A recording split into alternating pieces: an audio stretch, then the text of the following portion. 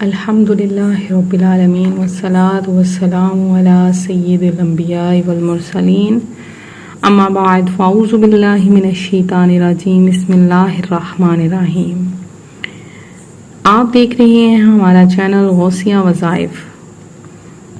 دنیا میں کئی ایسے راز ہیں جو بظاہر بڑے چھپے رہتے ہیں، مگر جب کبھی کوئی ان سے پردہ ہٹاتا ہے تو انسان کی روح کانپ جاتی ہے۔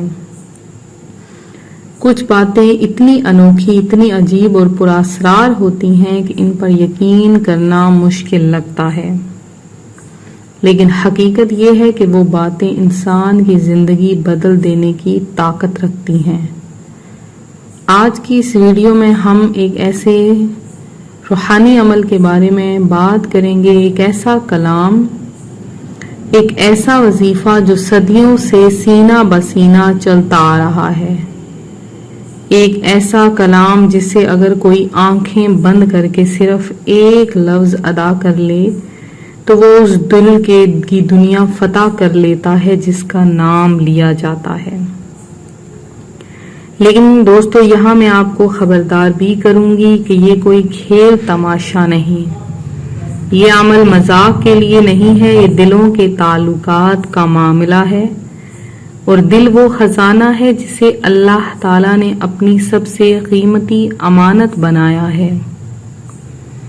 سوچئے، کبھی آپ نے یہ خواہش کی ہو کہ کوئی شخص جو آپ کے دل کے بہت قریب ہے مگر وہ آپ کو سمجھ نہیں رہا یا آپ کی طرف متوجہ نہیں ہے، وہ اچانک آپ کی طرف راغب ہو جائے؟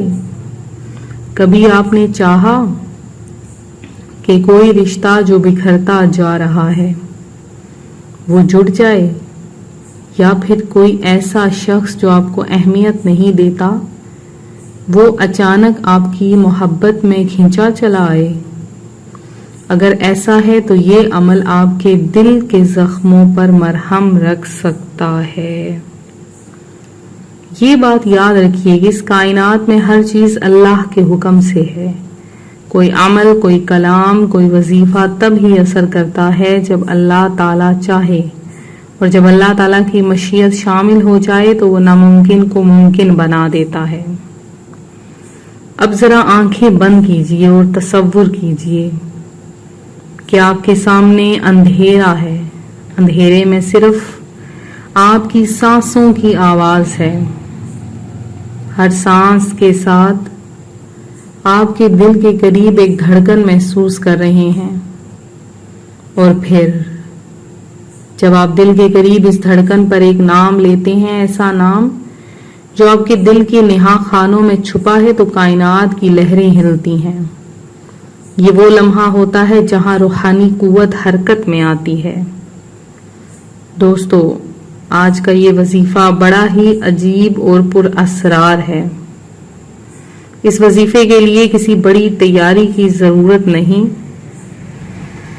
کوئی چراغ، کوئی خاص کمرہ، کوئی بڑی محفل، کچھ بھی نہیں۔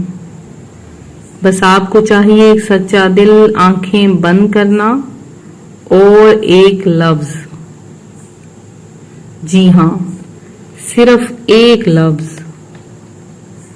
اب اس عمل کا طریقہ کیا ہے؟ اس عمل کا طریقہ یہاں پر میں نوٹ کر دیتی ہوں۔ عشاء کی نماز کے بعد خاموشی کے ساتھ تنہائی میں بیٹھ جائیں، آنکھیں بند کریں، گہری سانس لیں اور سورہ فاتحہ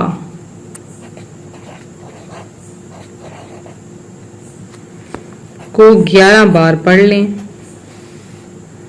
اس کے بعد 11 مرتبہ درود پاک پڑھیں۔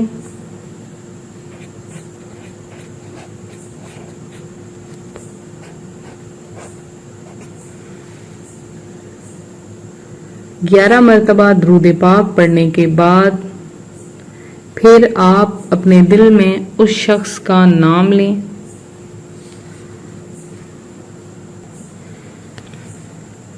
جس کی محبت، جس کی چاہت آپ کے دل میں ہے۔ نام لینے کے ساتھ آپ صرف ایک لفظ پڑھیں، وہ ایک لفظ ہے یا ودود.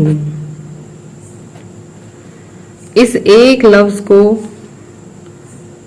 آپ نے صرف ایک بار پڑھنا ہے.